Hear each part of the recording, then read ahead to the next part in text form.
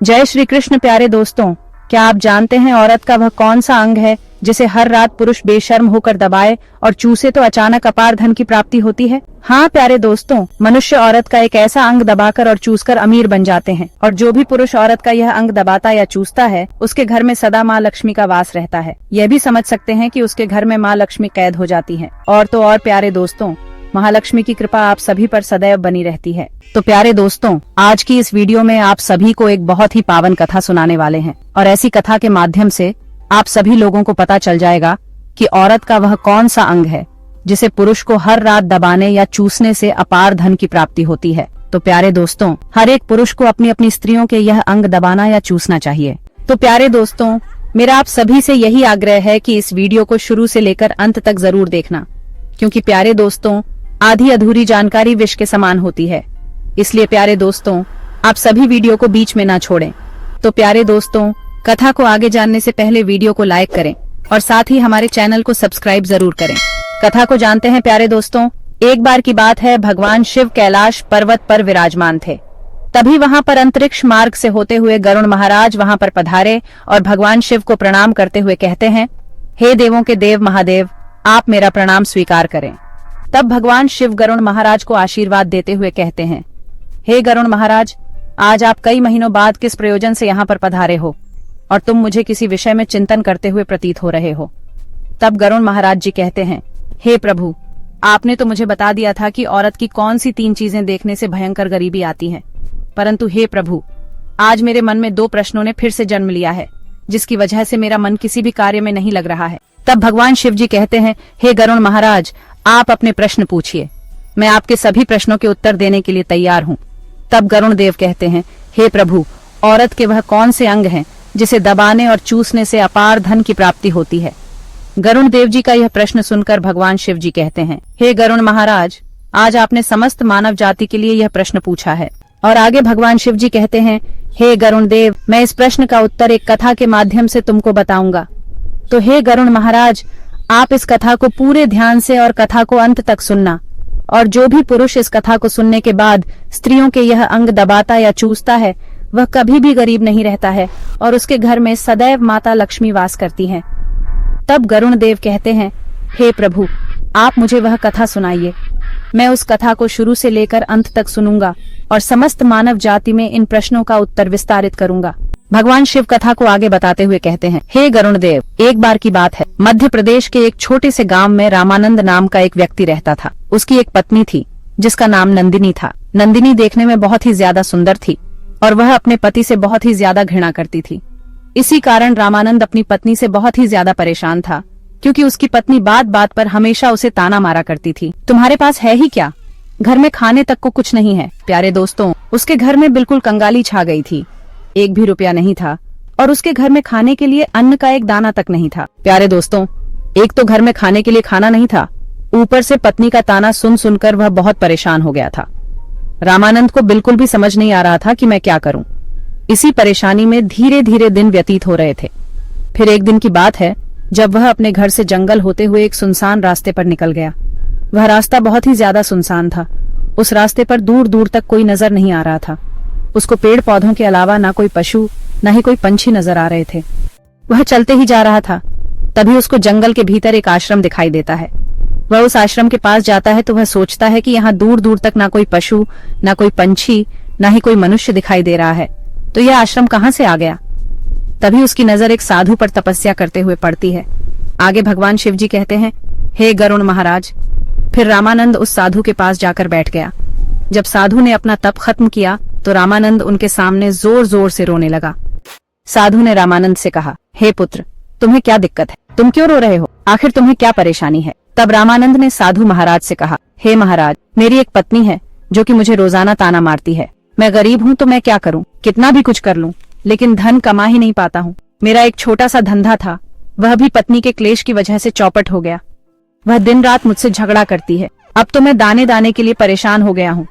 हमारे घर में खाने के लिए ना ही कोई अन्न है और पीने तक के लिए ना ही कोई पानी है, और इस वस्त्र के अलावा मेरे पास कोई दूसरा वस्त्र भी नहीं है, जिसकी वजह से मैं एक ही वस्त्र पहनता हूँ। हे साधु महाराज, लेकिन मैं अपनी पत्नी को समझाता हूँ कि वह मुझे ताने ना मारे, मुझसे झगड़ा ना करे, लेकिन वह बिल्कुल भी नहीं मानती। हे साधु महाराज जी, इसी वजह से मैं बहुत ज्यादा परेशान हूँ। इसी वजह से मैं अपना घर छोड़कर यहाँ आया हूँ। तब साधु जी कहते हैं, रो मत बेटा, मैं तुम्हें एक काम बताने जा रहा हूँ जो तुम्हारी किस्मत चमका देगा। तुम्हें अपनी औरत का सिर्फ यह अंग बेशर्म होकर दबाना और चूस लेना है।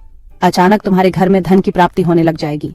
तुम देखते ही देखते बहुत अमीर बन जाओगे। साधु जी कहते हैं, जो भी पुरुष औरतों का यह अंग दबाता या चूसता है, उसके घर में कभी भी धन की कमी नहीं रहती है और न ही उसके घर में लड़ाई होती है। वह जो भी व्यापार करता है उसमें हमेशा तरक्की होती है और तो और उसके घर में माँ लक्ष्मी का वास रहता है। आप यह समझ जाएं कि माता लक्ष्मी उसके घर में सदैव सदैव के लिए कैद हो जाती है। आगे साधु महाराज रामानंद से कहते हैं, हे पुत्र, अब मैं तुमको औरत के उन अंगों के बारे में बताने जा रहा हूँ।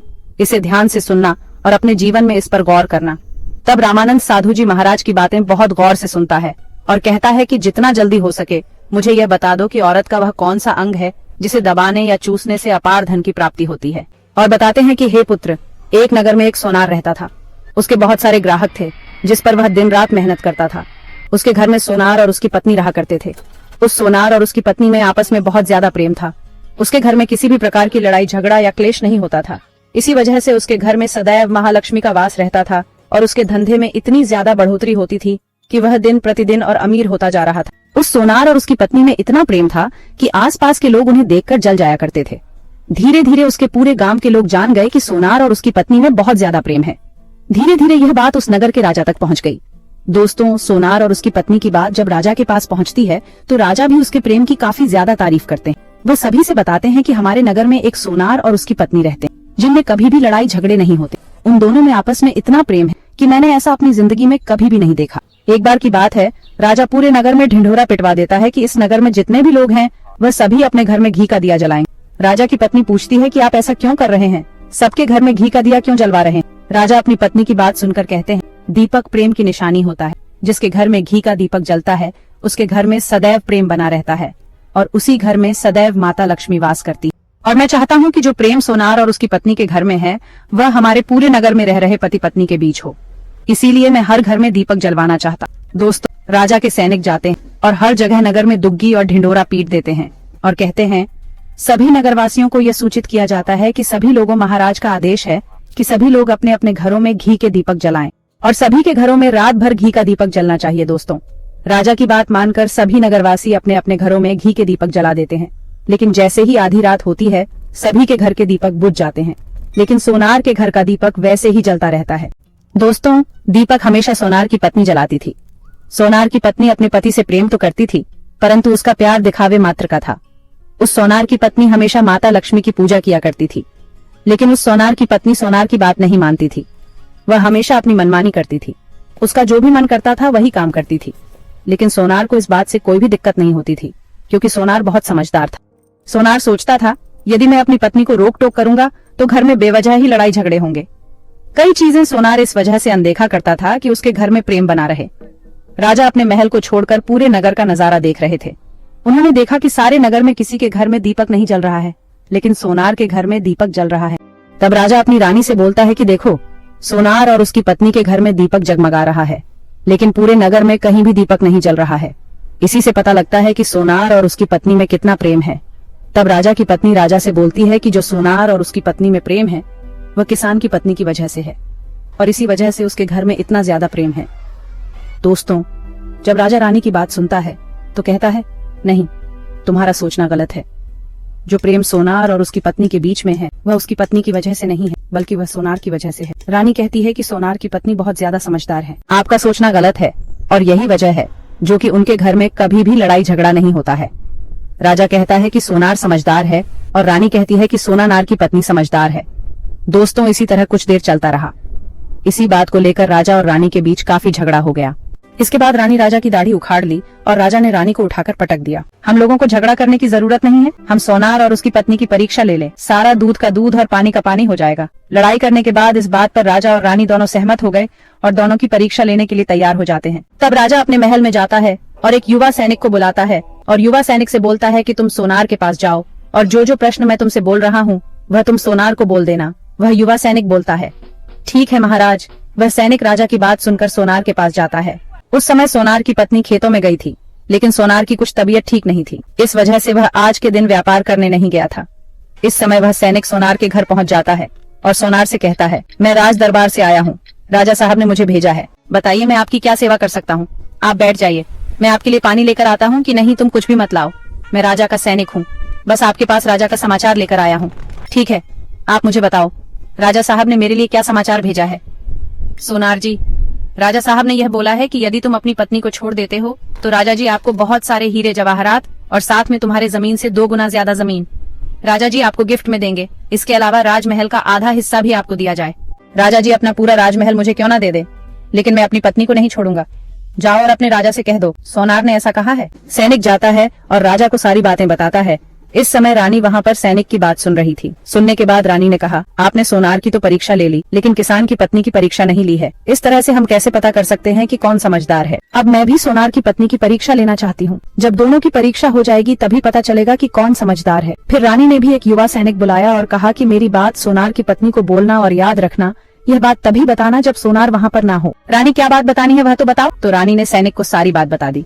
सैनिक सोनार के घर जाता है और उसके घर में आवाज लगाता है। तो उसके घर से सोनार की पत्नी निकल कर आती है और कहती है, बताओ क्या हुआ, क्यों ढिंढोरा पीट रहे हो। तो सैनिक ने कहा कि राजमहल से आया हूँ, मुझे रानी ने भेजा है। सोनार की पत्नी ने कहा, बताओ किस लिए आए हो। तब सैनिक ने कहा, रानी ने बोला है यदि तुम अपने पति सोनार को मार देती हो तो आपको बहुत सारे हीरे जवाहरात रानी आपको देंगी और साथ में राजमहल का आधा हिस्सा भी आपको मिलेगा। इसके अलावा जितनी भी आपकी जमीन है वह तो आपकी रहेगी, लेकिन उसकी 2 गुना जमीन भी रानी आपको देगी। ये बात सुनकर सोनार की पत्नी तैयार हो जाती है।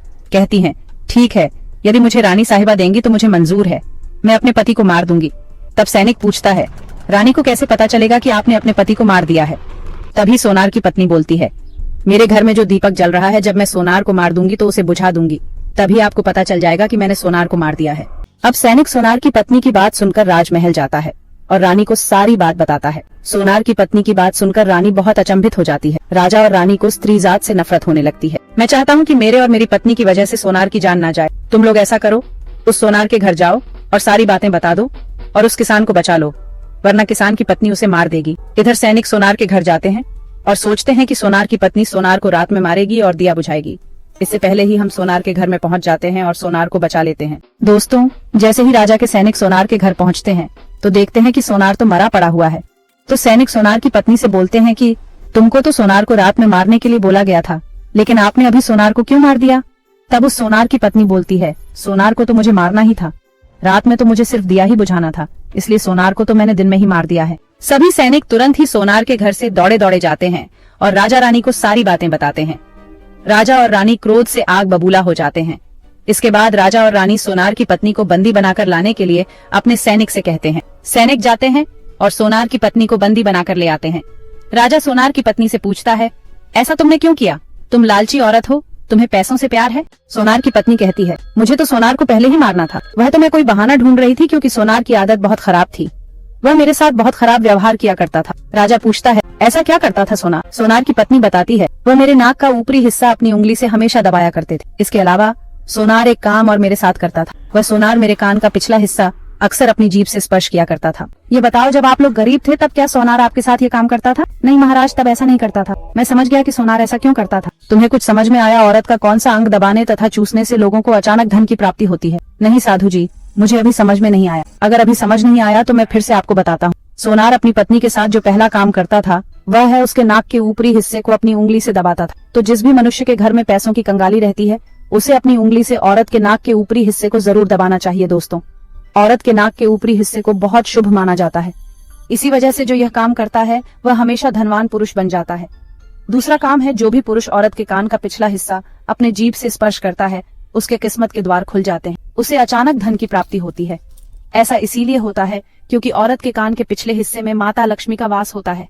जब आप ऐसा करते हैं तो माता लक्ष्मी आपसे प्रसन्न हो जाती है और आपको अपार धन देती है। और आपने एक बात तो जरूर सुनी होगी, औरतें माता लक्ष्मी का रूप मानी जाती हैं। यही वजह है इस संसार में जो भी मनुष्य यज्ञ पवित्र काम करता है उसका घर धन से भर जाता है, जो कि इस कहानी में सोनार भी अपनी पत्नी के साथ करता था। लेकिन आप जब भी ऐसा काम करें तब आपको अपनी पत्नी को पूरी बात बता देनी चाहिए, अन्यथा आपके जीवन में ऐसा अनर्थ भी हो सकता है। हे गरुण महाराज, आपको आपके सभी प्रश्नों के उत्तर मिल गए हो तो। गरुण देव कहते हैं, हे प्रभु, मुझे मेरे प्रश्नों के उत्तर मिल गए हैं। अब मैं इस रहस्य को पूरे मानव जाति में विख्यात करूंगा और इसी रहस्य के कारण सभी की गरीबी दूर हो जाएगी और उसके घर में माता लक्ष्मी सदैव वास करती है। तो प्यारे दोस्तों, अगर यह कथा आप सबको अच्छी लगी हो तो कमेंट्स में जय श्री कृष्ण जरूर लिखकर कमेंट कर देना। और प्यारे दोस्तों, आप सभी लोग अभी तक वीडियो को लाइक नहीं किया है तो वीडियो को लाइक करके चैनल को सब्सक्राइब करें और साथ में बेल नोटिफिकेशन को ऑल पर अवश्य सिलेक्ट करें। और प्यारे दोस्तों, अगर आप सभी ने वीडियो को लाइक करके चैनल को सब्सक्राइब कर दिया है तो कमेंट बॉक्स में जय मां लक्ष्मी जरूर कमेंट करें, तभी मुझे पता चल पाएगा कि आप लोगों ने वीडियो को लाइक और सब्सक्राइब किया है। तो प्यारे दोस्तों, वीडियो को यहाँ तक देखने के लिए आप सभी का दिल से धन्यवाद। मिलते हैं और किसी पौराणिक कथा के साथ। जय श्री कृष्ण।